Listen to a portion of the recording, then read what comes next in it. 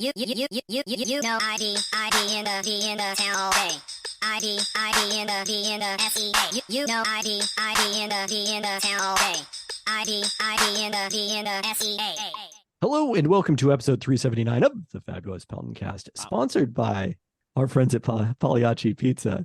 I'm your co-host Kevin Pelton, and I'm Tristan Carcino, and we are coming to you in different locations this week.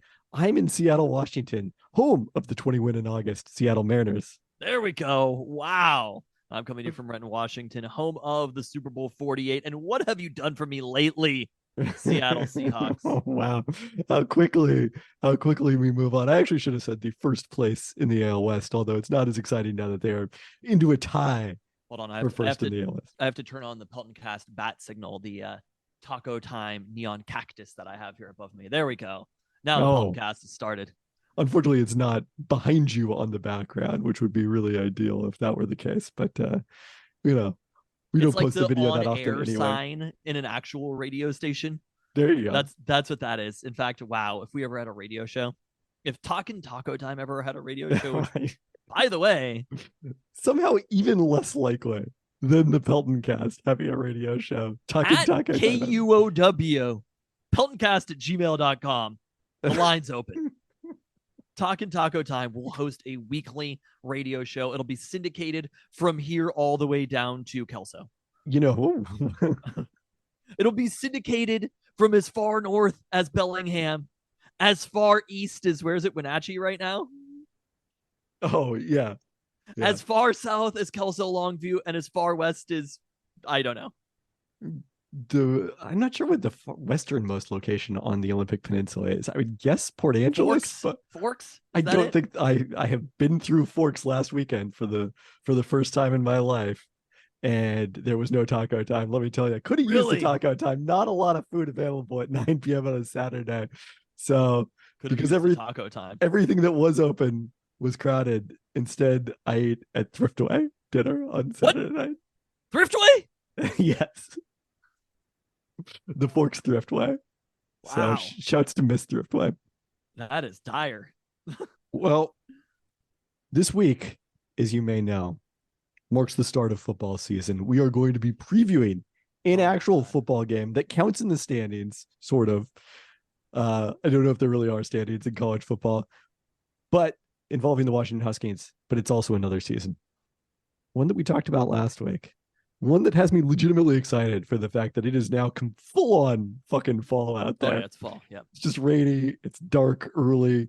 But the upside of that is the hops are the freshest they are ever going to be. It is fresh hop season. And our friends at Two Beers Brewing have the first fresh hop beer that I saw at the Beer Junction. When I was looking for an IPA today. I figured we were going to continue our search for Seattle's best IPA, but now that it's fresh hop season, this is on hold. It's on pause. Wow. Until the conclusion of fresh hop season. They're fresh. I love that this beer is literally just called Fresh Hop. they know what their target audience wants to hear. This hyper seasonal IPA. Another thing their audience wants to hear is a Two Beers Brewing tradition not to be missed. A brewer's road trip provides us with some of the first hops of the Yakima Valley hop harvest. The result is an intoxicatingly aromatic IPA that is new and exciting every year. The hops here are Citra, Amarillo, Cascade, and Fresh Whole Cone Centennials. Wow. From the fresh hop region of Washington State. Because of our extensive beer making knowledge, I have no idea what whole cone means as opposed to not whole cone. But oh, wow. The cones, they're whole. I'll see if I can tell. The hops are fresh and the cones are whole. I'll let you know if I can taste this. This is the first fresh hop that you've seen. So this is the freshest hop. Exactly. It could not possibly get any fresher than this. All right, our toast this week. We start with coming back to Northeast Seattle Little League, which sadly was eliminated from the Little League World Series on back-to-back one-run losses. First 1-0 into extra innings to Needville, Texas, then 2-1 to El Segundo, California. El Segundo went on to beat Needville for the U.S. title, and then the international champs from Willemstad, Curacao, to win the Little League World Series. So that was how close Northeast Seattle Little League was doing it, a 2-1 loss to the eventual champs, who also won the final by 1 run. Wow. All right, also this week, we're wishing a farewell to Jonas Donskoy, who announced his retirement after missing the entire 2022-23 NHL season due to a concussion suffered in the preseason. The inaugural member of the Kraken played 75 games in 2021-22 before that concussion, ranking 6th on the team with 20 assists. And then, this is not technically a toast, but that brings us to your favorite part of the podcast. We haven't had this in a while, I think. It's a listener email. Wow. Okay. And it comes from the Iowa listener, Nathan Hello. Holmes, new member of the Peltoncast Fantasy League. Who is that? Hey, Nathan Holmes. Nathan Holmes. Okay. Hey guys, just wanted to check in as the Iowa listener after There all we the go. talk about my probably a bit less than fine adopted state. I started listening to the pod in 2019 when I thought I was moving to Seattle before the pandemic and a failed relationship canceled those plans. I'm not entirely sure why I'm still listening when none of the local information applies to me anymore, but it's one of my favorite things to listen to every week. There we go. I did want to weigh in now that the state of Iowa has come up so much between conference realignment and Caitlin Clark talk.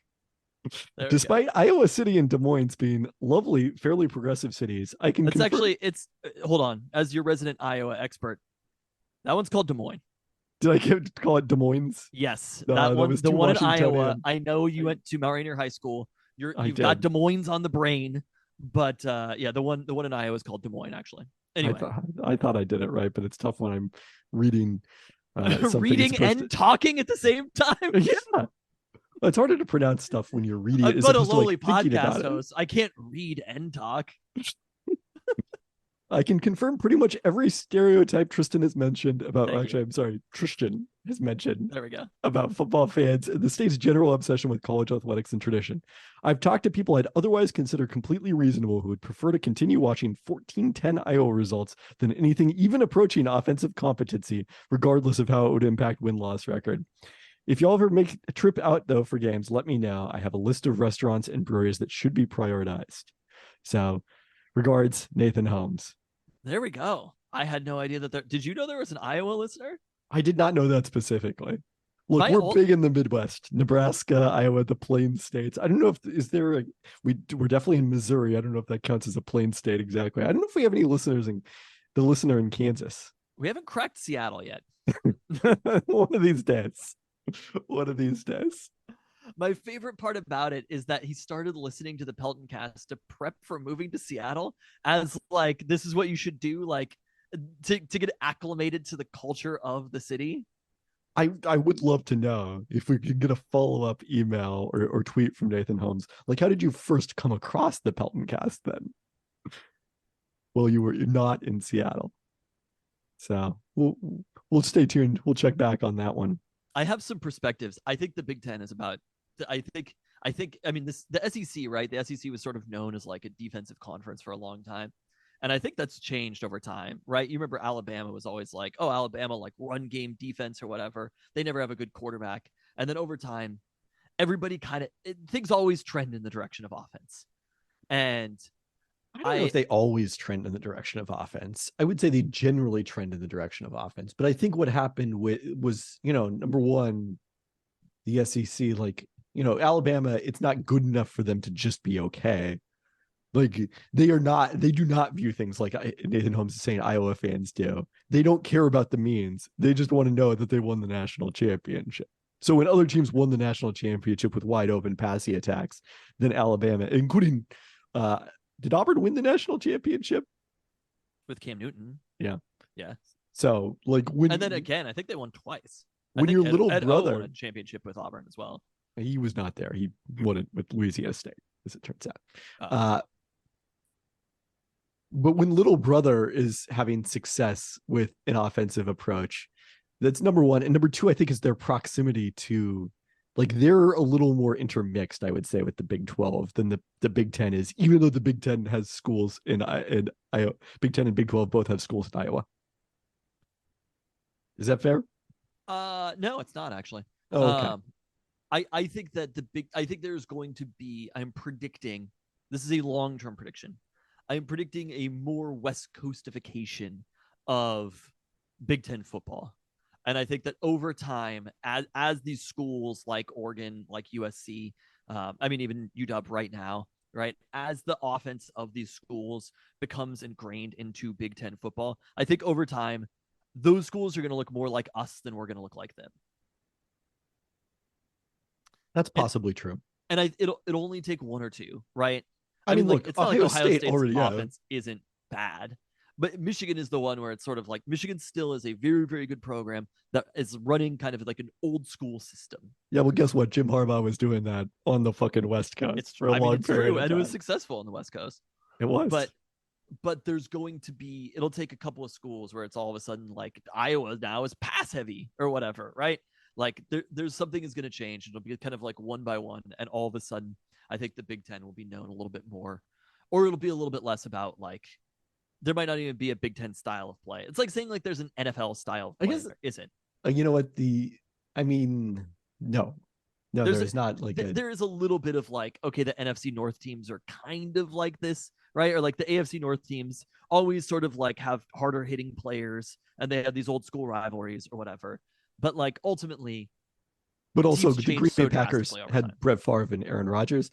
Yeah, you probably have a little more control over it at the college level. It's a little less dependent on personnel and more on coaching philosophy. I mean, the other factor I probably should point out here that the listener probably has already angrily said out loud is the SEC happens to play in the South where the weather is very nice through the college football season, as opposed to in the Big Ten, weather is a much bigger factor in November. No, your ability to succeed passing the ball outdoors.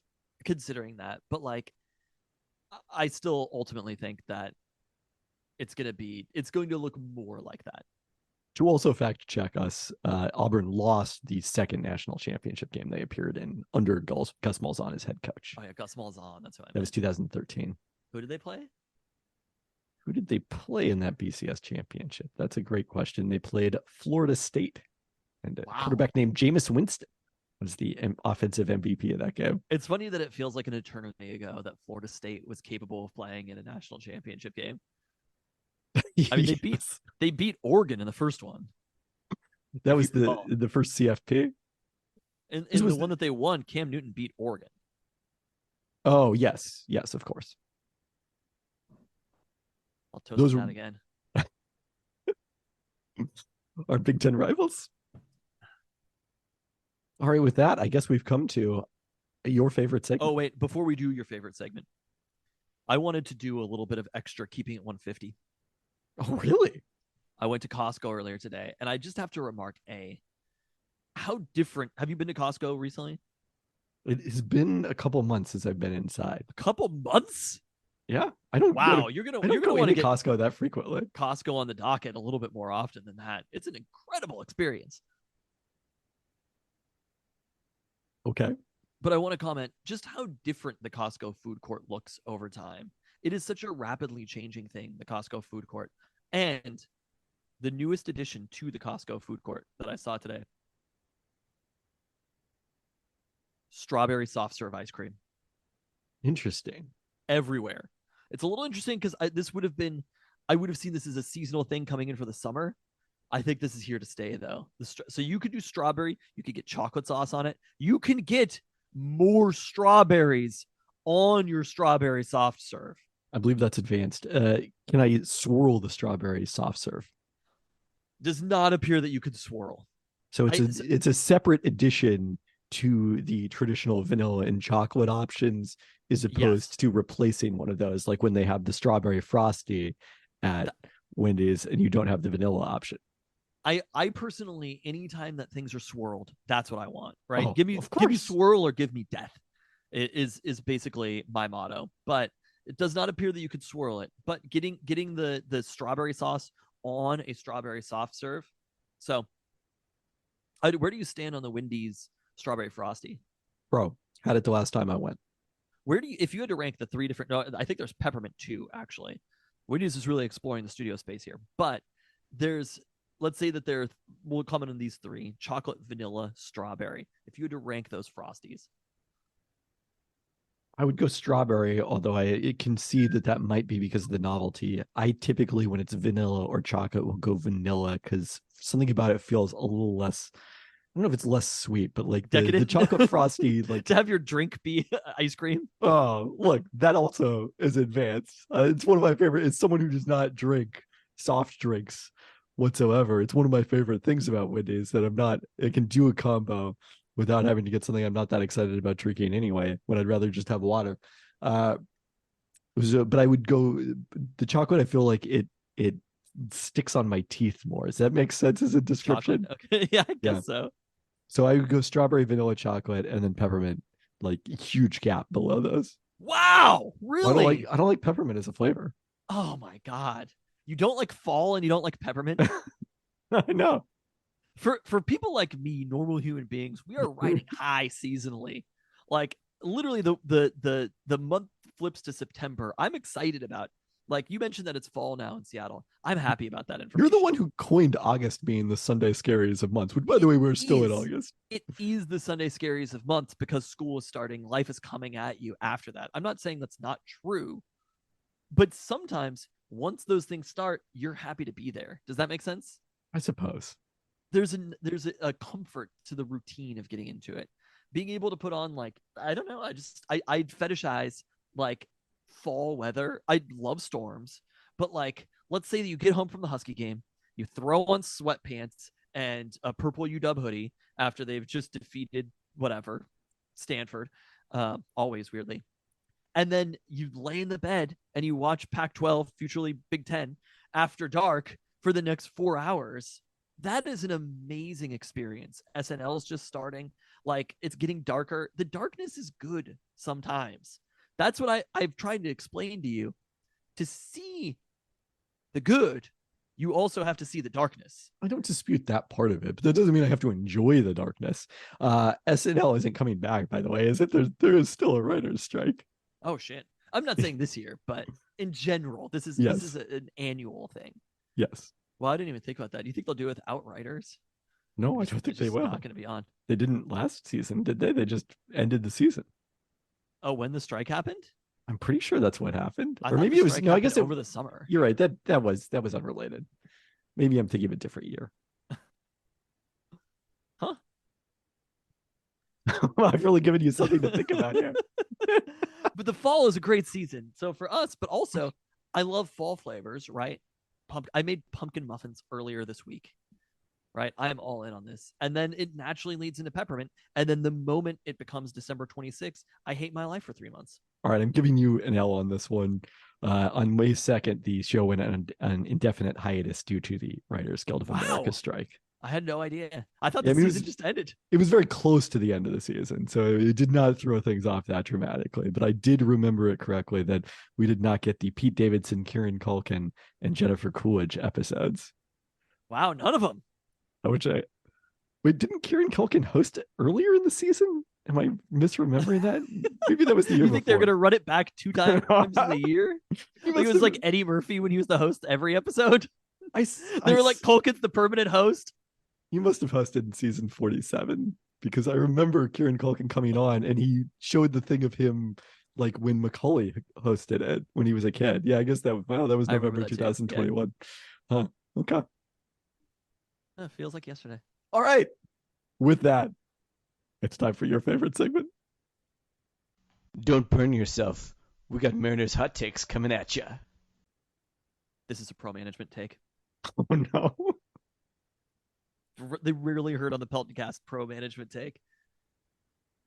I got invited to the Mariners game tomorrow to sit. This is Wednesday day game. The Death Cobby for Cutie t-shirt game. Correct. Sitting in the owner's suite. Hold, quick question, quick pause here. Yes. They were doing this promo during the broadcast on Monday night. Who do you think is the member of the broadcast crew most likely to listen to Death Cab for Cutie? Oh, man, my initial instinct was Ryan Rowland-Smith, but then I think it's Aaron Goldsmith. I think it's Aaron Goldsmith too. Yeah. Jen Mueller was the one doing the promo, and I gotta say, I didn't get the vibe that Jen Mueller is a big Death Cab listener. That she was familiar. Yeah, Aaron Goldsmith definitely. He's Mumford the Sons before, but like they have the person who does I don't know what her name is, who does the sort of like about the stadium things. Piper Shaw, who is also Shaw. the on ice reporter. I don't know what you call it in the NHL, but Oh, fills interesting. that role. I went and looked at her Instagram or her Twitter or whatever, is also a musician of some kind. So That is correct. One of her I don't songs know. was played at a Kraken game last year. Really? Wow, you Yeah, have this a is a big lot deal. of information about Piper Shaw. She I also thought does I was a wealth of Piper Shaw information. I didn't even know her name. She also does the Storm broadcasts. So Does she really? yeah. Where did Piper Shaw come from? Somewhere in the upper Midwest.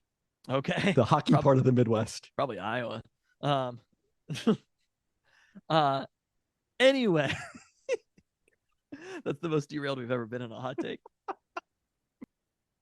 I got invited to the Mariners game tomorrow to sit in the owner's suite. And I have to tell you, this invite could not have come at a better time. If you recall correctly, way back in June, in the olden days of Mariners baseball, I had a chance of getting tickets. So long ago, the Huskies weren't even in the Big Ten yet. I had a chance. This wasn't even Big Ten country. I had a chance to sit in the Mariners suite if one of my children was champ of the camp. Right. And their failure was beautifully destined for me because back then I said, I've got a few things to say to ownership. So that would be great if that were to happen. And now I've got a few things to say to ownership. So that's great for that to happening. And if ownership is there, I will give them a firm handshake and a job well done on this season. Here we are on the cusp of September, and the Mariners are sitting in first place in the American League West. And it's impossible to remember, what is the Peltoncast golden rule? You don't know how you'll feel about something until it actually happens. It is impossible to remember the people we were back in May, June, and some parts of July, because we know deep down that baseball is a long season. Baseball is not a sprint. You do not make the playoffs in May. You do not make the playoffs in June. But as fans, we judge things so harshly at every single aspect of the season. And ownership said, wait on this. Things are going to develop over time. And I looked at Julio Rodriguez's stats earlier this week. He's played almost precisely the same amount of games that he played last year. And his stats, this is a down year for Julio Rodriguez. We thought for most of the season are almost precisely the same as they were a year ago. So instead of hemming and hawing, of getting so upset about every individual loss that happens in May or June, we have to remember baseball is a long season. There are 2 8-game win streaks on the horizon. Julio Rodriguez is going to bounce back. So I'm reminded. Can you make the playoffs in the first quarter? No. Can you make the playoffs in the second quarter? No. Can you make the playoffs in the third quarter? No. Can you make the playoffs in the fourth quarter? I assume I'm supposed to sit there like, hell yeah. And that is why, as long as the Mariners are first place in the American League West on the Peltoncast, they get the hammer on this podcast. Seahawks, Huskies, or nothing. The Mariners, provided they are in first place, are the axe. So we will see you at the end of this podcast to talk about the Mariners, because in the meantime, we've got some rundown to get to. Well, I wanted to start with the Seahawks this week because we are recording this after they're cut down. They're part of the rundown now. I don't know if they're still part of the rundown. They're cut down to 53 players on Tuesday. That didn't really feature any major surprises. Perhaps the most interesting thing, my ESPN colleague Brady Henderson was the first person I saw point this out, that all 10 of their draft picks this year made the roster. Really? Jarek Reed and Kenny McIntosh being kind of the 2 later picks. Kenny McIntosh, it seemed like, was pretty safe all along. Jarek Reed played well in an extended stint at safety on Saturday at Green Bay. After Joey Blunt went out of that game with a shoulder injury, he was waived injured And I think the other interesting thing is that they kept Artie Burns after he started at nickel against Green Bay. And, keeping four safeties to me suggests that they're viewing Kobe Bryant right now maybe as at least as much of a safety as a nickel. We'll see how ready Jamal Adams is for the opener. He has not yet returned to practice, is anticipated this week. And then we'll also see Devin Witherspoon could be the nickel in week one if he's able to return in time. He also has not yet returned to practice. Extraordinarily shocked if they were, considering the depth in the secondary. I think what we're seeing is the Seahawks know they need a lot of dudes back there, partially because of injuries. I mean, they do have two notable injuries, both cornerback and safety, of players who haven't practiced. But this is a different model for this team, keeping so many players and have so many, as far as we can tell, competent NFL players at cornerback and safety. And I think this is a decision in understanding how important those positions are to playing defense in the NFL right now. Yeah, I mean, I think the other thing that came out of Saturday's preseason finale that isn't about the roster specifically, Trey Brown looking even better as the other starting corner opposite Reek Woolen in week one. Another tough game for Mike Jackson. So you think Mike Jackson is basically number 2 on the depth chart now? That's my guess. I mean, look, the coaches see a lot in practice that we don't get a chance to see from the outside, but in the preseason, Trey Brown was much more effective than Mike Jackson. Okay. And so he is the younger, he's the bigger part of the team's future. If you were to predict, again, I would be, considering he has not played an NFL snap, I'd be pretty surprised if Devin Witherspoon was the starting nickel in week one at the very least. You think that the starting corners on the outside are Trey Brown and Reek Woolen, and then who at nickel? Artie Burns? I mean, I think the general consensus, reading the Seahawks beat writers, is that Kobe Bryant would be in that spot as he was last season. But the fact that he played as much at safety in the preseason as he did, and that Artie Burns played as much at cornerback, and that they kept the other notable thing about keeping Artie Burns is a vested veteran. If he's on the roster week one, his salary guarantee is for the entire season. So you're only going to keep him for week one if you think there's a really good chance of him playing. That's kind of the tea leaves I'm reading. Yeah, they're not planning on keeping him for a couple weeks and then Devin Witherspoon comes back and is healthy and then releasing him. Exactly. If you were planning on doing that, you would kind of do something else, try to figure something else out week one and then bring him back week 2. I also will say there's 2 weeks before the season starts. Like, I don't think the roster is done. It's never done. Like, people will say the final roster. It is not. It is an initial 53-man roster. And one of that is players going on IR, because if you want to be designated to return during the season, you have to be on the active roster at the start of the season, but at the cut down to 53 before being placed on IR. So wide receiver is the position we're probably most likely to see that. They kept Cody Thompson and Tariq Young, along with, of course, Jake Bobo. There we go. Was there ever any question?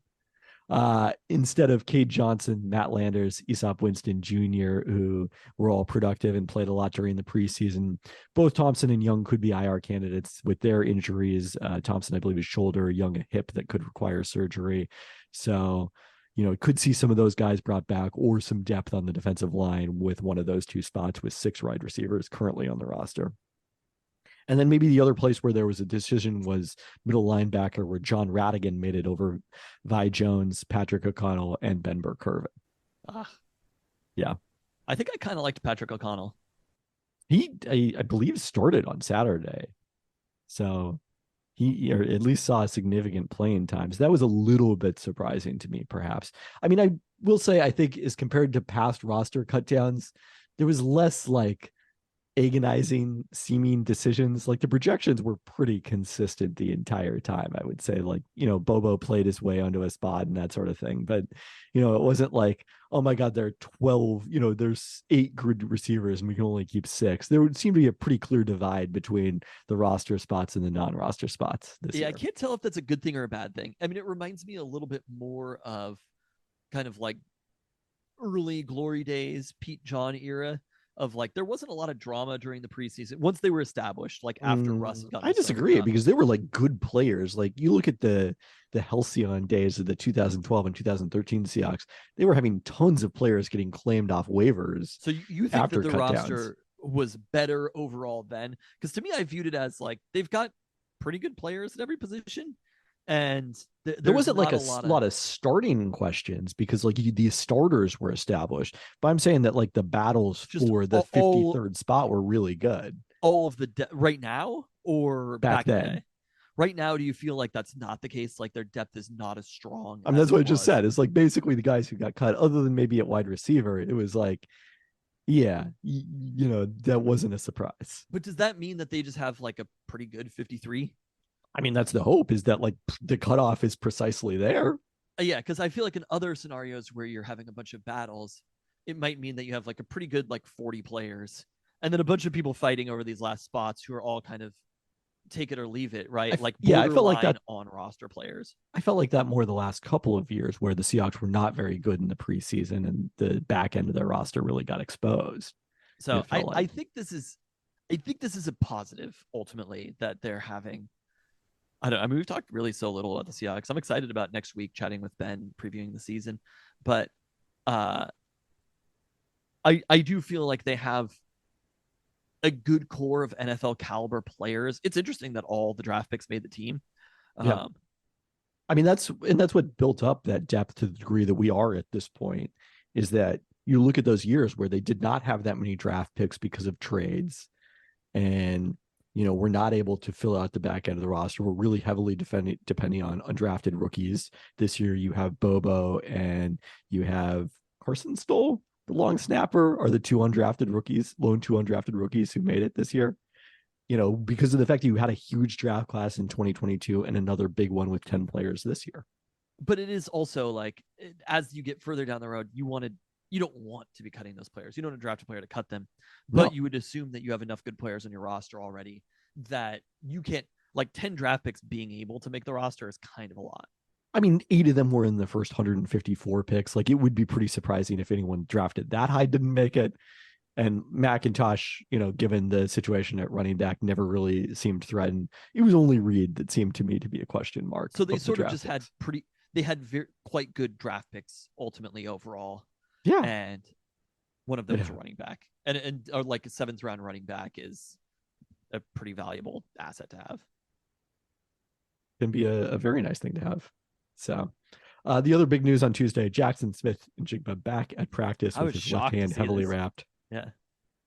I believe it was. So the injury occurred, 10 days ago. I don't know if he's ready to play in an NFL game right now, but still encouraging sign for his chances of being out there in week 1.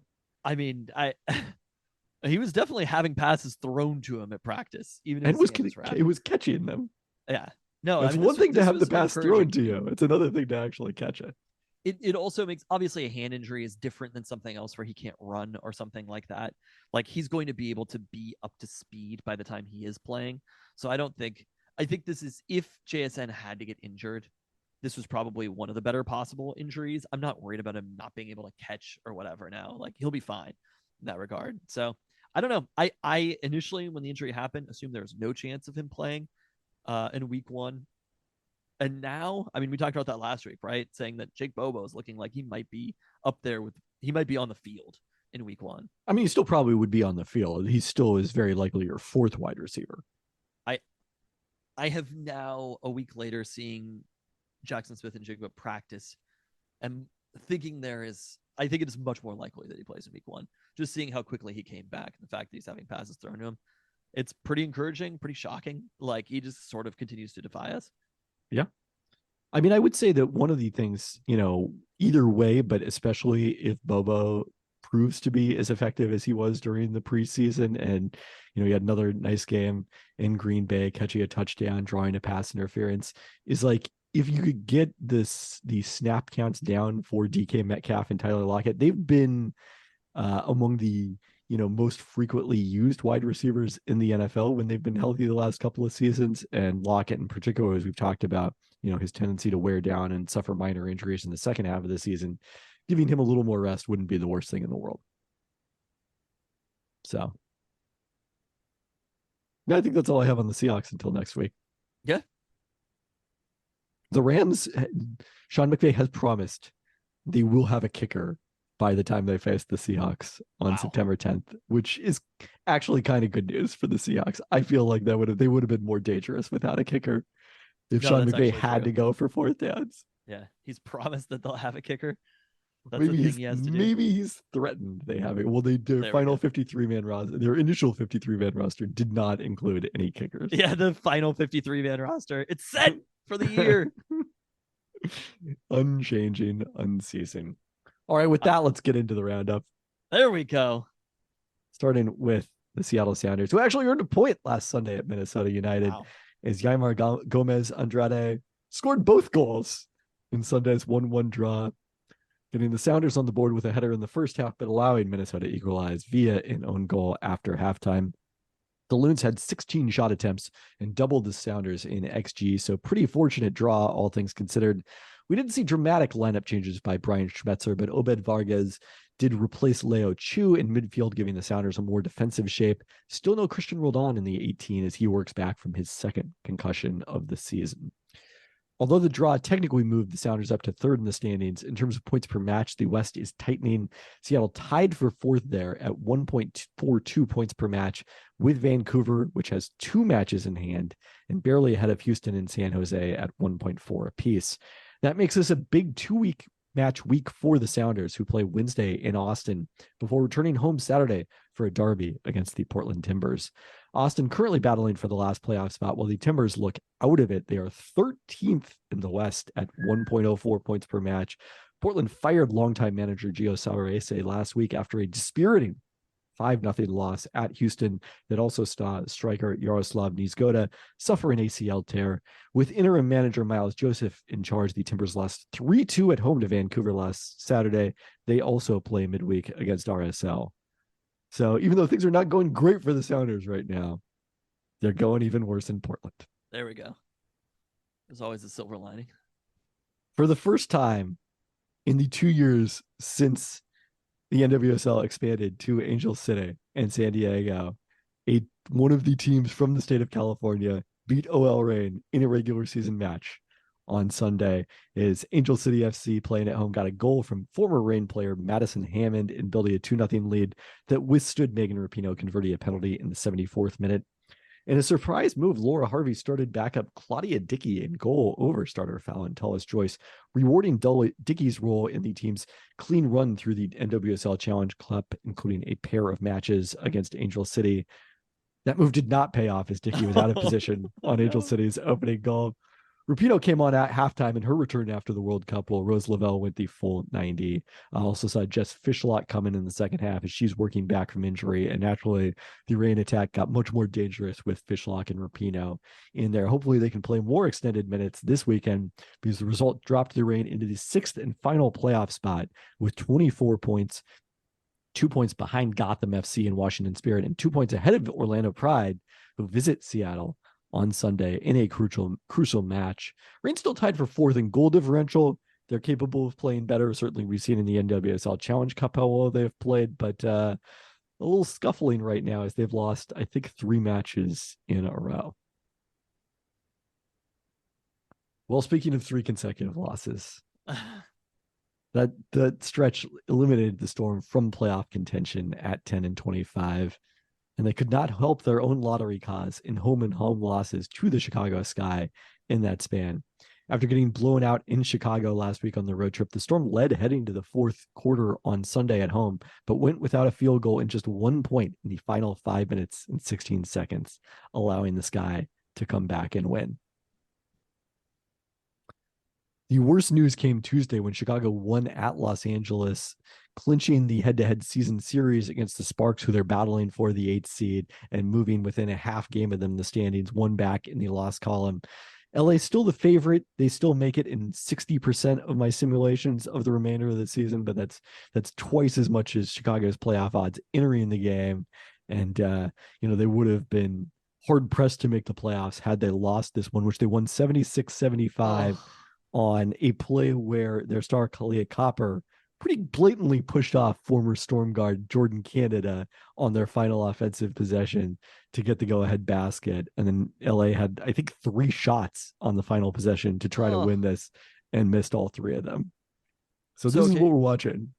We're done with the Storm, right? The Storm are eliminated. The season's over, right? They can't play bad enough to improve their odds in the lottery, or can they? So there's one thing they can do. So Indiana and Phoenix.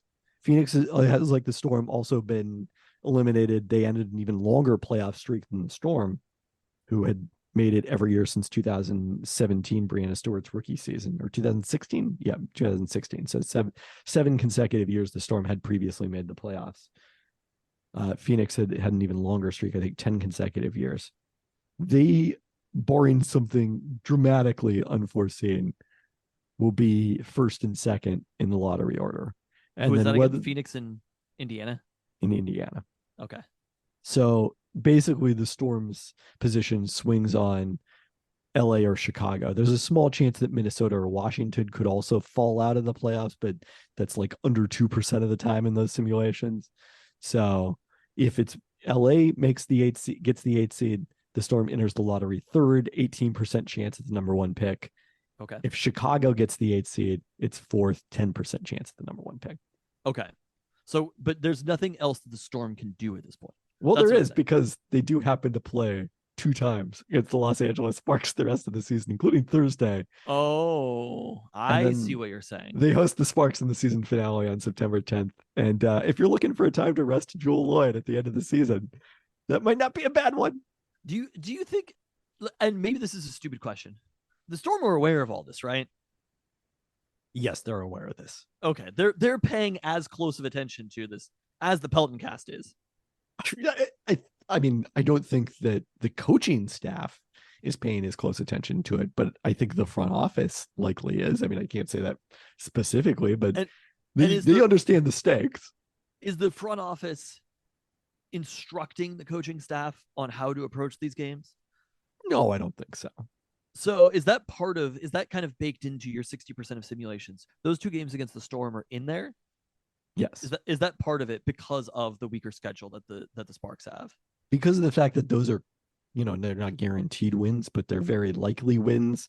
It forces Chicago to win at least 2 of their remaining 4 games. And, they're only going to be favored, I think, in one of those games. They play Indiana, but their other 3 games are against teams headed to the playoffs. Okay. So for the next week, though, this is what we're watching closely. It is all eyes on the sky. Storm games do not matter at this point. Except the ones against LA. So except the ones against LA to losing. So we have a week and a half left in the season, which ends on September 10th with Storm Sparks, opposite Seahawks Rams. Oh yeah, that's great scheduling, but also it's like we need to tune in to cheer against the Storm. Two equally important Seattle LA matchups happening on that day. One thing, like relative to the coaching staff, a lot of people brought up tanking about the final play of Sunday's game. The Storm were down 5, rebounded a missed Chicago free throw with 15 seconds left, did not attempt a shot.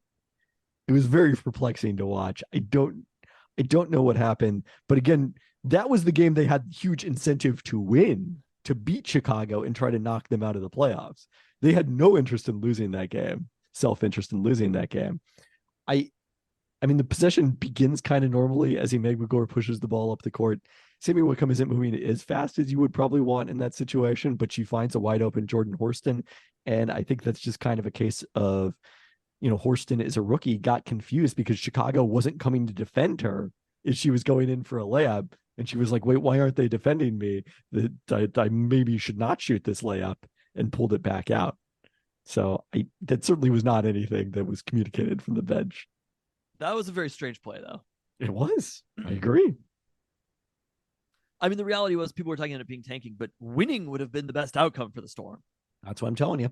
So that's why I ask you, though, how much you think that the coaching staff and the front office are paying attention to this. You think that was just like a J.R. Smith type situation, like not knowing what was going on with the clock or the situational basketball?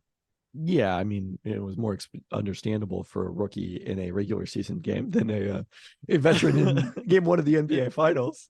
So I don't know if I would make that specific comparison. The most notable situation of a player not knowing the situation. Oh, there's a few out there. I think Magic Johnson once fouled in a tied game in the finals.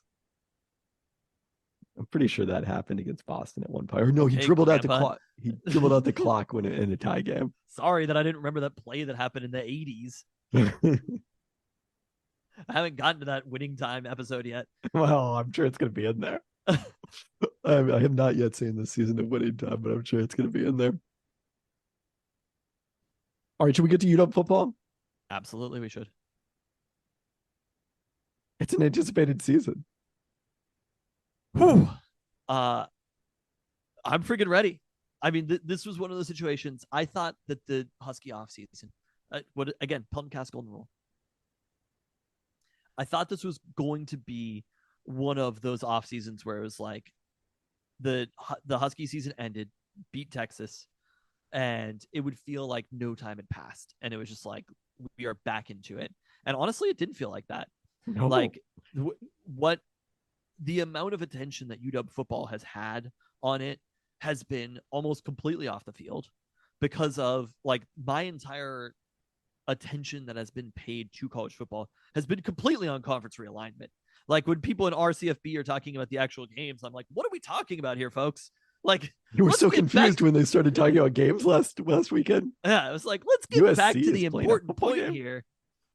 Stanford and Cal to the ACC. You wanted more college football transact. Oh yeah. No, I again, the amount that I paid attention to college football, my college football attention paying right now is probably up there with the highest it has ever been, and it has nothing to do with the games at all.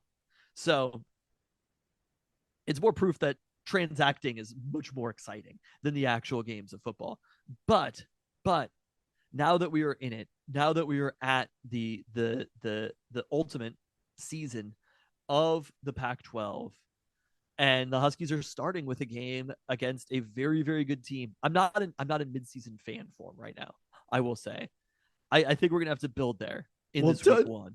Tell the listener what you told me earlier about you're asking Mrs. Fantasy Genius about plans for Saturday.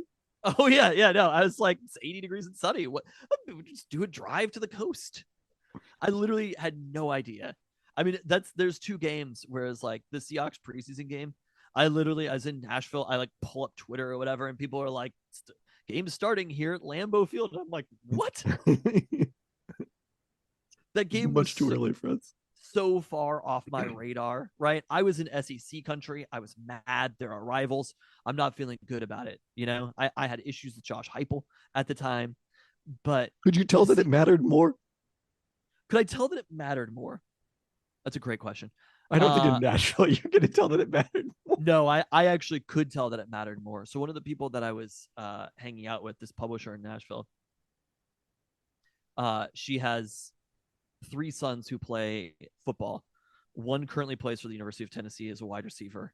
One is currently in high school in Nashville, and then one is a little bit younger. Well, they're 2 are in high school in Nashville, but one is a senior he's going to the University of Tennessee next year and chose them over Ohio State. Wow. And okay, that's pretty serious. No, this kid's fucking good. His name is Edwin Spillman, but she posted a clip of his. I assume this was early in the season, blowing up this kid in the backfield, or on Instagram, and I was just like, "Oh my god!" It was like Jadeveon Clowney, right? Like the most famous Clowney play.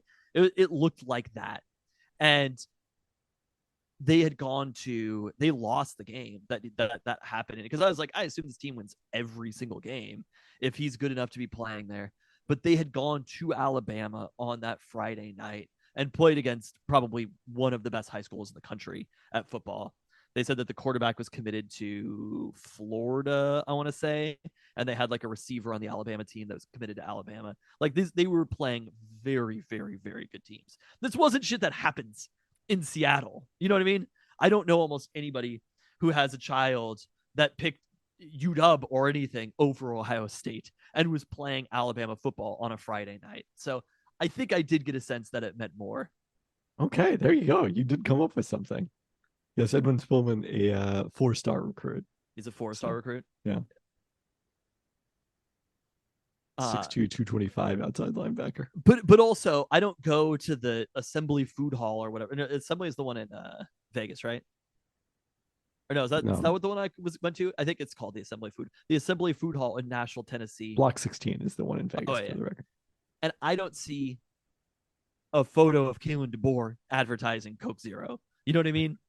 Like we are in college football country, and it still is. It is over everything. Everywhere you went, there was college football. Like every place that you went into, there was multiple screens showing all of the week 0 games. So I think you do get a sense of it because I did watch the UW game at Arizona in 2021. Was that the Jimmy Lake second season that I was there when I was in Nashville? now the other thing is in that probably that food hall. I assume it was the same food hall. there was a Titans game that was going on Friday night, a preseason game against the Patriots, and which again, all preseason games, I'm just shocked that they exist. But I literally was at dinner with these people, and I was like, "Oh, where are y'all headed?" And they were like, "Oh, we're going to the Titans game." I was like, "There's a Titans game?" It's unknown to me, but Titan fanfare is very, very little. Like it is college football right now. Nashville, even though it's still fairly far from UT, it is a college football town. Well, they do have an SEC school in Nashville your way. Vanderbilt? Barely, but they do have an SEC school there. It's obviously it's UT's like I'm aware. the school. So That's the like Huskies, the kid who wanted to play in the SEC. He had dreamt of playing in the SEC and be like, "Do you want to play SEC football?" Vanderbilt? We're here too. Missouri, I think, is better if you're going to play SEC football than Vanderbilt. This Vanderbilt has to be the worst SEC team, like to feel like you're playing SEC football. It's certainly the least SEC team. I think that is fair to say. And the sport, like the team, are definitely by far the least SEC of anybody in the conference. Yeah, we're gonna have a Vanderbilt listener. This is a compliment to Vanderbilt. Yeah, not an insult. Like UW is not. It does not matter more in the Pac-12. That's for sure. The Huskies enter the season number 23 in ESPN's College Football Power Index, given just 6.6% chance of winning the Pac-12. I mean, I think this is kind of inevitable. There is a player component to FPI, but a lot of it at the college level inevitably is about your past performance as a school. And 2 years ago, the Huskies missed out on a bowl game. They finished 5-7, 4-8. I don't think that actually has that much to bear on this season. There is probably some element of regression to the mean that you have to worry about with this season, but I think they're better than that. UW's depth chart is out. The biggest surprise is that redshirt freshman Parker Brailsford won the starting job at right guard, pushing Nate Caleppo and Julius Bulow to a competition at left guard where they're listed as either or on the depth chart. Offensive coordinator Ryan Grubb said all three, plus sophomore Garion Hatchett, will see action this season. Dylan Johnson is listed as the starting running back with Will Nixon as the backup, although, again, Kalen DeBoer unsurprisingly said it won't be just two players seeing action at that spot. Wide receiver Tayshawn Lyons and backup offensive lineman Landon Hatchett, the lone true freshman on the two deeps. Still a pretty good likelihood that both of those two are red shirt because, the Huskies are pretty deep with their first 5 wide receivers, don't necessarily need to go 6 on a regular basis. And it's a great place to be, to not have to play freshmen. And we'll also get Giles Jackson back. He's not on the depth chart right now due to injury, but at some point he will likely return. Okay. So this said, that's the team in general, but we're previewing an actual football game, and this isn't Tulsa. This isn't Portland State. Previewing Boise State. This is a real ass football game. I mean, you think back to the previous times that the Huskies have opened this, like the previous times they played Boise State, because there was a couple of bowl games in there in the Las Vegas Bowl, but they've opened the season twice against Boise in recent years. Obviously, the first game at the renovated Husky Stadium, the Steve Sarkisian's final year as head coach, where they just blew out a ranked Chris Peterson Boise State team, and then Peterson's return to Boise with Jake Browning's first start, a thrilling game that was a missed field goal at the end that they ended up losing that one. So Boise is not quite at that level right now, but coming off a 10-4 season in their second year under head coach Andy Avalos, who replaced Brian Harsin when Harsin left for Auburn. No drama at all there. No, that's all that ever happened.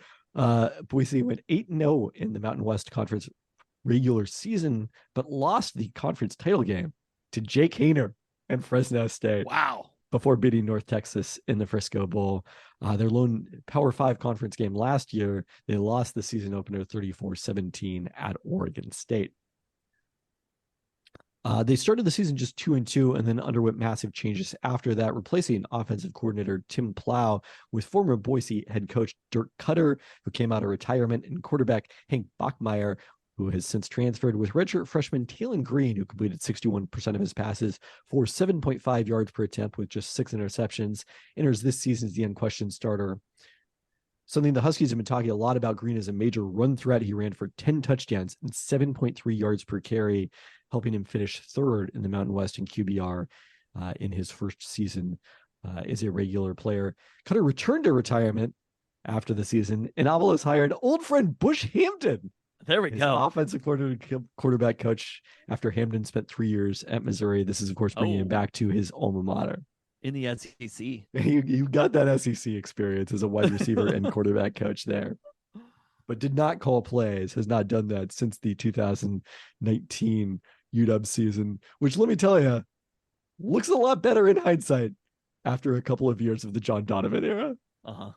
People were not missing, but granted, we've seen how good you can have it with the Kalen DeVore, Ryan Grubb offense, but be careful what you wish for on firing Bush Hampton.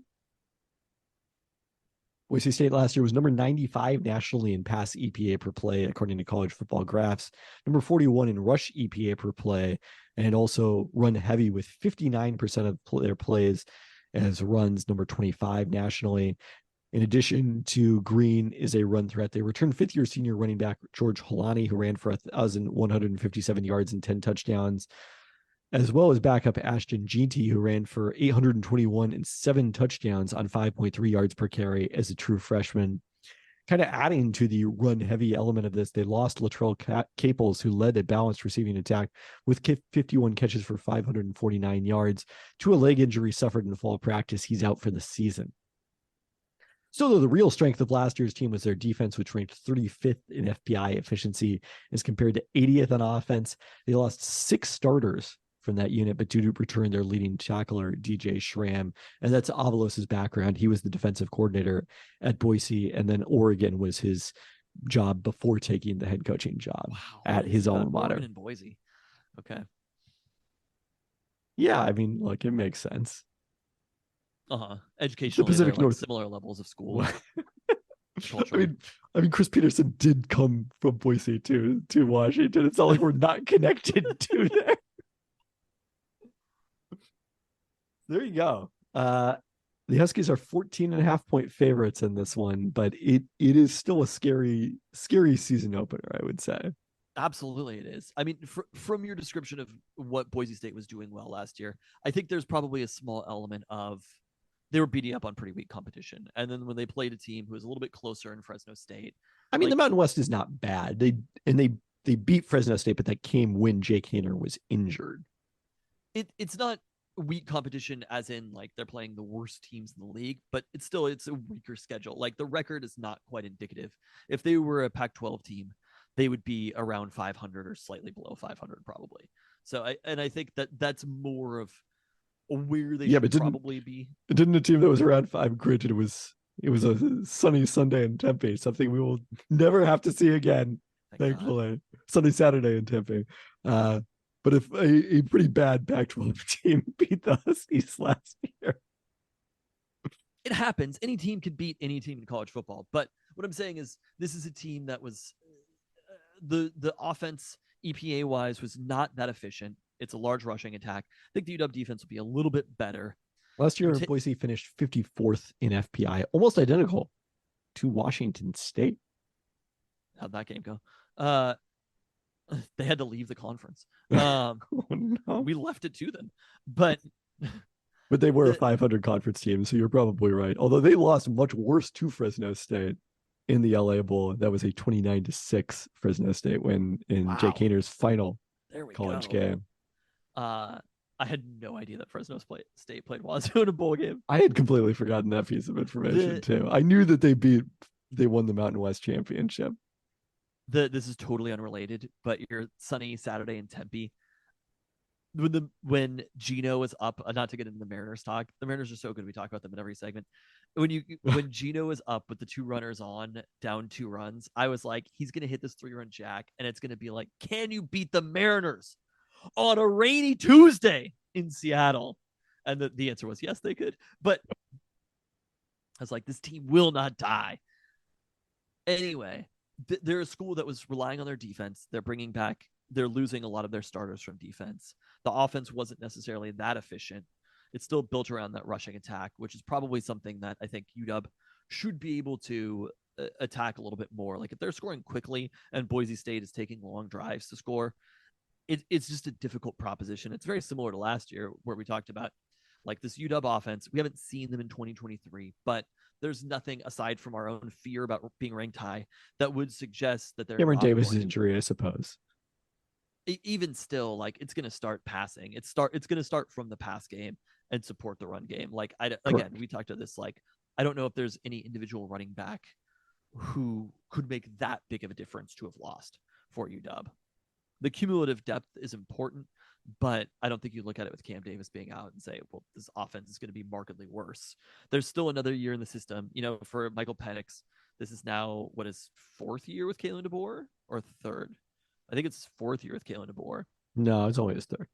But being back at UW, running back a consistent receiving core, like these players have all played together for quite a few games now. And so I think the expectation still kind of has to be that they're going to hit the ground running. And I think that UW, again, aside from our own personal fear, looking at this, I think that they're going to comfortably win this game. And I think that they're going to not surprise people, but it'll be enough of a comfortable victory that we're like, okay, it's going to be a take a deep breath game in a way that's like, or an exhale game, not take deep breath. It's going to be an exhale game in a way that like we can look at that being ranked number 10 in the country and be like, okay, we can exhale for a second here because this team is back and they are still good. It would only be for 1 week because then they're going on the road to play Michigan State. Well, they play Tulsa in between. That's what I'm saying. Yeah, that would be the 1 week you would exhale. But this game will determine how we feel about that Michigan State game. I agree with you. Yeah. Speaking of that talent, by the way, including the receiving talent, Huskies 2 first-round picks in my ESPN colleague Matt Miller's preseason mock draft. Rome Odunze, number 20, Braylon Trice, number 31. Wow. Real name, no gimmicks. Yeah. Percentage chances of victory for the first time since January. I think they are 83%. You were so confident about it's going to be a comfortable victory. And then you came out with 83%. You started out lower. I was going to say 80%. So you ended up a little higher. The classic Tristan. It's still Boise State. It's not like. Yeah, no, it's a real ass opponent. It's a real ass opponent. With a good quarterback. That's the biggest thing to me. Taylon Green is the concern to me. Like if he has a, their defense is a lot better than Eastern. Quarterback. Is Taylon Green a good quarterback? Or are those numbers that we're looking at kind of lying to us? Are they manipulated in a way that is making him seem better than he is? Because not that much. I mean, because you look at the passing EPA per play, those are not very good numbers. They're fine. Well, but as we've talked about in QBR, the run EPA tends to be a little bit overweighted relative to what it should be. And where is he at in QBR? He was 3rd in the Mountain West. Did I not say that? I mean, after Jake Haener was obviously number 1. By the way, Jake Haener did, just to close that loop, make the Saints roster. There we go. Where would he have ranked in the Pac-12 though? He was 48th nationally at 65.9. And I mean, the Pac-12 obviously has unusually good quarterbacks right now, but that would have ranked. There's also DTR last year. He would have ranked 7th in the Pac-12. Yeah, he's a fine quarterback, but this isn't like a quarterback we're terrified of, right? I mean, could he be as good as Vernon Adams? I think that's plausible. And this is a lot better defense than those Eastern teams. So, but he doesn't have fucking Cooper Kupp. Well, that is a fair point. I I actually do not think he could be as good as Vernon Adams, or at least the combination of Vernon Adams and Cooper Kupp together. Yeah. Vernon Adams was pretty freaking good. He was very good. He transferred and started at Oregon. Yeah. Yeah. I mean, I don't think, what is his name? Talon Green. Talon Green. I am boldly predicting Talon Green will not be good enough to transfer and start at Oregon. First off, I think he eventually might be able to. Vernon Adams, I don't know. Did he play multiple times at Husky Stadium? But the main time he was probably a fourth year junior, right? Because he grad transferred to Oregon. The Talon Green did this last year. He was a second year freshman. He's now a third year sophomore, so he's very young. So I'm high on Talon Green. You're a little more impressed with that season than I am. I just like running quarterbacks are scary, man. Okay. I am expecting this UW defense to be a lot better than they were last year. I'm expecting some regression on offense because there just kind of has to be.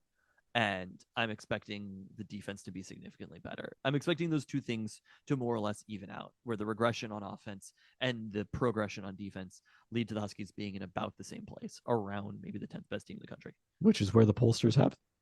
So, except those hate-ass coaches who have them 11th. Wow. No, I mean, no matter what, after the season that we had last year, and where it left off, that beating Texas in the bowl game, I'm just excited for Husky football to be back. I mean, I'm excited to tailgate. 12:30 is not I know people like fetishize the 12:30 start time because that's what it traditionally was. To me, that's a little too early for the tailgating purposes. Fetish is a lot this week. I suppose so. A nice mid-afternoon. For me, I early fetishize start the leaves falling, drinking a pumpkin spice latte while it's happening. For you, it's for other people, it's the 12:30 start time. Yes. Actually, I kind of agree with those people. The breakfast tailgate, pretty fun. It's just very early to have to get there. What time do you think you're going to get there on Saturday? I have no idea. I literally had not considered it. I had forgotten that the game was happening until we talked earlier. You definitely did not forget about Mariners games happening. It's actually funny to hear you say that, because the Mariners are, for me, right now, obviously football will be the case as we get into this weekend and next week. They are the only team that are build my schedule around watching them type of team right now. And Seattle Mariners. I have missed some Mariners games or whatever because of various life stuff happening. It's fucking baseball. It happens. But like, if I have any chance, I will be watching every single pitch of the Mariners game, and I am excited to do so. I look at that weekend, the next 6 that they have or whatever of the Mets and the Reds, and I'm like, it's just going to be so much fun to watch the Mariners play against these teams, to be going into Shea Stadium and playing against them, to be playing against Ellie De La Cruz. I'm like, this is going to be such a fun experience to be able to watch those and to see the Mariners in September play baseball. They played baseball before. They just didn't play meaningful baseball necessarily.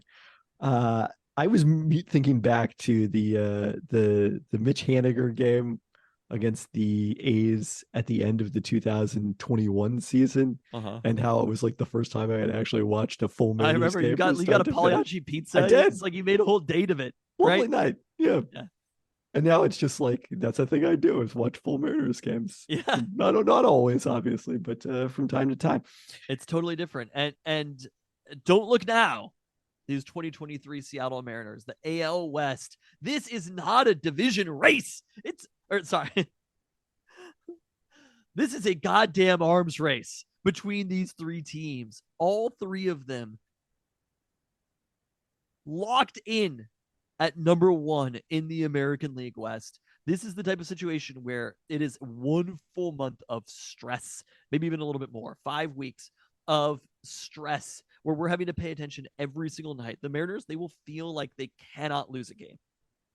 And we're going to be watching every single Rangers game, every single Astros game for a full month as they're competing with these teams. And also the Blue Jays as well. Right now, it feels like these 3 are the teams that are locked in. But as the Mariners taught us in the month of August, anything can change very, very quickly. So to be in this place on August 30th, in lockstep with the Astros, with the Rangers atop the AL West, the second best division in the American League. This is an incredible place to be. And Jerry, Wait, can't we just call them like the second best division in baseball? Like, in which is baseball. the NL division that's better than this? I saw who started today. I know you've pined for him for a long time. I crunched the numbers. Lucas Giolito was waived today. And I've had a little bit of success here with Italians lately. And as far as I know, judging by his last name, Lucas Giolito is an Italian. Put him on the roster, Jerry, right now. You release Festa, give us another Italian. Well, I mean, whether Lucas Giolito, so one of, I believe, 6 A's who was placed on irrevocable Angels. waivers. Angels, yes. The A's did not have high-paid players to get rid of in the first place. I don't think he's going to make it to the Mariners, is he? I'm busy figuring out whether he's Italian or not. Me too. I guess we're both on this task. What nationality is Lucas Giolito? Lucas Giolito is not an Italian, but rather an American. Well, you can be both, sir. Are you kidding me? He's not an Italian, but rather an American? Who wrote that? The Italian That sounds like a country song. Well, it's probably like AI wrote that. Like, let's remain calm. It's the Italian everything. The Italian American Baseball Foundation posted about him. So that's a piece of evidence that he is in fact Italian. When I am in the owner's box tomorrow, I will tell John Stanton, who obviously will be there with me, looking for feedback on the roster. Okay, according to medium.com, always unimpeachable, his father is of Italian descent. I mean, I would figure because the last name Giolito. Yeah. That's how you ended up Pelton. All right, there's enough references. Okay. There's enough references out there that I think we can safely call him Italian. Do it, Jerry. I don't think the issue is going to be the Mariners' willingness. Make the damn move, Jerry. Lucas Giolito to Seattle. Has it not worked out? 2 years in a row, you've been led by Italians. And having one more on the starting pitching staff would be huge. I agree with all that. I feel bad for Luke Weaver that his first start as a Mariner came under these circumstances where George Kirby got scratched day of due to illness. And he got hit around a little bit. The bullpen was terrific in this one. It was really the Mariners offense without Julio Rodriguez, who was also a late scratch due to left foot soreness. But we need to look a little deeper to find out why the Mariners lost this game to the A's in a situation where every game matters. To the point where, by the way, earlier this evening, I watched an inning and a half of the Rangers-Mets game. Wow, you are in it. I mean, granted, there was nothing on between the end of the WNBA games and the start of the Mariners games, and it kind of timed up perfectly. But like, I was legitimately upset when the Mets gave up a run in the top of the ninth, and correctly so, because the Mets then did hit a home run with 2 outs in the bottom of the ninth, but only to make it a 2-1 game. But anyways, Luke Weaver gets this start on the last minute, but the reason is because you, Tristan Carcino, declared earlier today that the Mariners were, quote, too good to lose to the A's. Did I say that? You did. I stand by it. This took literally, we were talking about swarms of bees, which I think actually happened in a Giants game recently. Swarms of bees, balls hitting off of hitters' heads. The combination of your starting pitcher being scratched right before the game and your superstar center fielder being scratched right before the game and Ty France leaving with injury. This is like, we have reached biblical proportions for the Mariners to lose a game to the A's, and I still thought they were going to pull it off. Oh, it really did seem like that much of the game. Certainly, I was like just like, prepared Gino, to ask. give us a hit. I was prepared to ask, like, how many players would you have to take off the Mariners for the A's to be favored over them? But alas, the A's have finally gotten their first win in 10 opportunities against the Mariners this season. A lot of those games, they were down early too. Like, there were so many of those games that the Mariners pulled out in the 9th inning against the A's. Like, this felt like it was going to be one of them. So we can give the A's a game. It's fine. It also would have been kind of mean-spirited to beat the A's. Come back in the 9th inning against the A's after they were like, finally we got one against these guys. Julio, nerve issue in his foot. About that at all? It would have been. Nerve issue in his foot day to day. Okay. So Do you think this is the type of injury? I get it. It's August. They've been playing a lot of baseball. All these players have been playing a lot of baseball. It's also like there's an off day coming. It's the A's. Maybe they give him a couple days off plus Thursday, and then you could give Julio actually a pretty extended bit of rest. Right. So we'll see if he ends up going on Wednesday in that day game. I mean, I think or the not. fact that they lost means he's much more likely to play Probably. during the day game than otherwise. But And there is not, as you've noted, a lot of margin for error. I mean, I guess the nice thing would be potentially like, if you could build up a significant lead and then get him out early would be one way to do it. in the game, not in the division. Yeah. I was gonna say, how much time do you think there is? How confident are you? I'm not that confident. The Rangers seem to have arrested things a little bit. They're sliding a little bit. The other Mariners injury news, happier injury news. Jared Kelenic headed to Tacoma for a rehab assignment beginning Thursday, nearing his return to the roster. I'm not gonna lie, I'm a little nervous about it. Like, I am genuinely nervous about Kelenic coming back, which is a hilarious. I understand this all takes Tristan scenario, but they've been. I mean, you could their record without Jared Kelenic during the stretch is probably better than the 2001 Mariners. You know what I mean? Like, they have been so good without Kelenic that it's a We little are bit not hard. going to run a no Kelenic. No, definitely not. I mean, you like Canzone is still good. I Yes. understand having they're more still ahead hairs of the on pace. roster. I'm not going to run the graphic tomorrow, but they're still ahead of the pace. When they were like, only Brian O'Keefe is left to hit, it was just like, ooh, maybe you could Well, use more bats. I mean, that was a different issue. He would be replacing one of the guys who was starting today, presumably either Cade Marlowe or Mike Ford, who did not start but played the Well, I majority mean, if of it's this game. September, they can just call him up. Again, I think they'll probably use that spot on a third catcher. But yes, the rosters are expanding in a couple days here. Aren't there 3 spots, didn't you say? 2, because the rosters are 26 now. We're used to in our heads rosters being 25, but they are now 26. Wow. This is also why Roster inflation. incorrectly, to correct myself from the emergency podcast a week and a half ago, said the Mariners had used all the relievers, and they had not. I can't remember who the reliever was they hadn't used, but they had one more because I was thinking 12-man Yes. pen instead of 13. And that's an important correction to make, I think, because people were really concerned with you misspeaking about the amount of relievers in our all hype emergency podcast.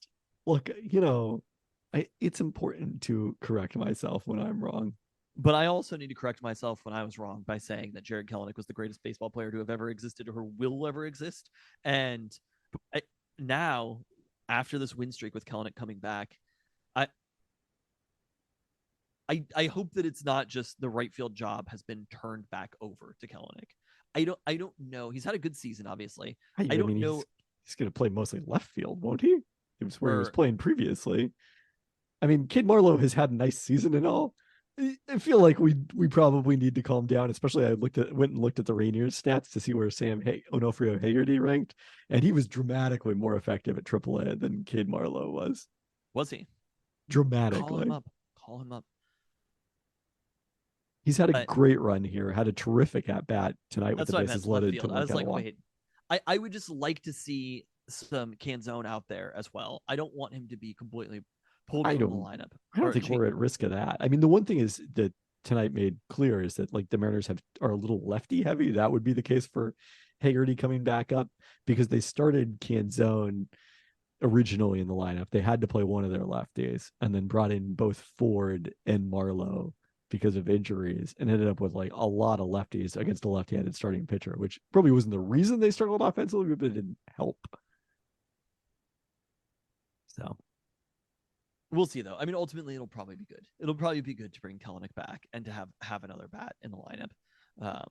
And the way that Scott Service has treated this lineup, basically just kind of moving players up and down based upon who's hot. And I'm sure that's probably the analytic way to approach it. You're skeptical about that? I don't know that is. I mean, the analytic way to approach it is to have your best hitters as high as possible. It is, but the player's ability doesn't change that much over time. I mean, I don't think that Jose Caballero is going to be leading off necessarily. it's sort of like combination of I don't know, it's kind of worked out It's definitely worked out. rolling with who's hot. And so if Kalanick starts and he's hitting in the 7 or 8 hole or whatever, I think that's probably the right place, and he'll have the ability to earn his way back up through the lineup rather than just being immediately slotted in. I mean, I agree with that. I mean, also just there's a lot of good bats right now, and having a strong bat at the bottom third of the order is not such a bad thing. Just seeing that they've averaged 6 runs per game in August, mostly without, almost I think completely without Kalanick, right? Is like it makes me a little nervous. I think your correlation is not causation. They also took Colton Wong off the roster at around that time. I think that might have had more to do with it as I look at his 33 OPS plus, which is good because it was minus a lot of the year. Can I give another perspective on management? Everybody was so upset about offseason transactions, right? And where the Mariners are at, again, very pro management this week. I mean, they're probably a little too pro management. But those signings, when you sign players to 1-year deals or whatever, Colton Wong was traded for, right, with 1 year left on his deal. Correct. Your ability and your flexibility with the roster to move on from those players is significantly higher. When you sign a player to an 8-year or a 10-year deal, that player's on your roster forever for the rest of human history. So it's part of basically like you don't need to hit on those players as much, even also with young players. Like, I mean, Canzone's looking very good right now, but it's kind of like if they don't, they can just send Canzone down and still control him for a long period of time. It's not a really expensive proposition. So I think the way that they maintain roster flexibility, even though the Mariners' overall talent wasn't necessarily that amazing, like they needed all the talent that they have on the roster to be performing at a pretty high level to be at the place that they're at right now. But they haven't committed to so much money aside from Julio, say. They haven't committed a lot of money to almost anybody on the roster. And it's not like there's no black hole or anything like that where you're just like, there's $250 million tied up in a player who's not very good at the moment. So roster flexibility is something that they have had, and they can just turn around and say, hey, we're going to release Colton Wong because it doesn't matter that much. Well, should we talk about tying up a bunch of their money and a potential free agent this offseason? Because there was some news about Shohei Ohtani, who has been linked at times with the Mariners. He's finished pitching this season due to a UCL tear in his right pitching elbow. Could attempt to treat the injury with rest in PRP before considering surgery. That's what he did when this happened previously in 2018. There's also, I read UCL tear, not UCLA tear. And my first thought was, oh, therefore you have to have Tommy John surgery, right? And be out, a year plus. And it does appear there are some surgical alternatives to that as well that are possibilities for Ohtani. So it's not necessarily that happens, but the likelihood of Shohei Ohtani pitching in the 2024 season is now a lot lower than it seemed to be a week ago. And that seems to be great news for the Seattle Mariners' chances of signing Shohei Ohtani. That is a very rosy view of things. Matt Calkins in the Seattle Times beat me to this take. But the Mariners, relative to most teams, need Shohei's arm less than most of them. And if his price is no longer, historic, twice as much as any contract in baseball history, it makes it a bit more plausible for them. Judge get paid? Like $360 million. That's all? Threw out $1 billion. Yeah. Aaron Judge only got paid $360 million? I'm pretty sure I read that in the story I was reading earlier today. I don't think that's right. In fact, I'm almost certain that wasn't right. I don't think his contract is. Yeah, it's 9 years, $360 million. Huh. Okay. Yeah. So you're saying that it would be if it was in the like 400 million range. Mike Trout is still the largest contract at $426.5 million. So if it was in the 400 million range, 350 million or something, you're saying that the Mariners are more likely to consider it. For sure. Obviously, they're more likely to consider it. I mean, again, and not that they wouldn't want him as a pitcher. Like, obviously, they would eventually want him as a pitcher. It would allow them the potential to deal some of their surplus of pitching talent at some point, which would be great. But a lot of other teams probably, the ability to both hit and pitch is a bigger factor for them than it is for the Mariners. Hell yeah. I'm not saying the I- odds go from 1% to 90%, but I think the odds are higher than they were a week ago. Okay, that's awesome. I do love the idea that it's just like, well, Shohei can't pitch now. Let's freaking go. If you look at the timeline, if Otani is forced to undergo Tommy John surgery, that previously he underwent that on October 1st, 2018, returned as a DH for the Angels on May 7th, 2019. Didn't pitch at all that season, obviously, didn't pitch until 2020. An even quicker turnaround for Bryce Harper, because the Phillies played into the World Series last year. He didn't undergo Tommy John surgery until November 23rd. He returned as a DH on May 2nd. So that's the kind of timeline that would potentially allow Otani to return, even if he needed Tommy John surgery, is a hitter by the start of the regular season. Yeah. So I don't quite have as rosy of a view of you as you of this definitely situation. don't have quite as rosy a view of me. As you of the situation. I'm not sure if it's going to change things as drastically as it may seem. I still think there's a I don't very think it's good going to chance. change things drastically. I think it changes it incrementally. I think the issue is the contract will probably still be the biggest in baseball history or close to the biggest in baseball history. If that's what Shohei wants. Now, the other alternative is he takes a shorter term deal, looks to reprove his ability to play both ways, and then sign the bigger contract in a couple of years. There's no way that happens. Or a deal with an out of some sort after 2 years. That's not happening, but that's really nice that you think that might. You're like, hey, what if the trend of all of baseball changes? But the trend of all of baseball isn't players signing after they've suffered a serious injury. I suppose so, but like the deals aren't getting shorter They right now. might. You're like, hey, I just got injured. I would like to have less long-term stability. That's not what somebody thinks. I think there's a lot of players who look to recoup their value via short-term deals. I'll be very impressed if that's the case. But at the same time, I just don't think if you're one of the teams, if you're the Yankees, who obviously have money and you've just had basically your worst season for the last 3 decades, adding a Shohei, both interest-wise and on the field-wise to your roster is a pretty big deal. If you're the Padres, who are still trying to break through, if you're the Dodgers, say the Dodgers don't win the World Series this year, a Shohei is going to look really nice. If you're the Giants and you're like, wow, we were just above 500 last year, adding Shohei pushes us past or up to the same level of the Dodgers. What you're not realizing is the desperation factor in making free agent signings.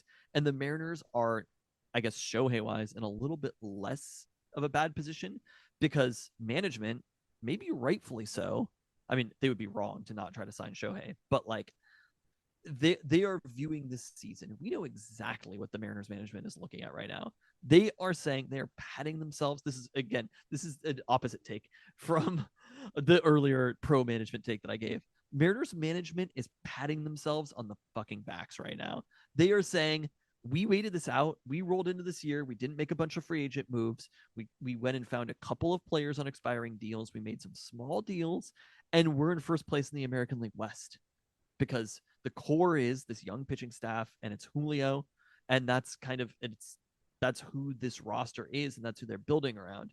They're like, if we go out and spend all this money, we might still be the same team as we were beforehand. Like they told us their mentality.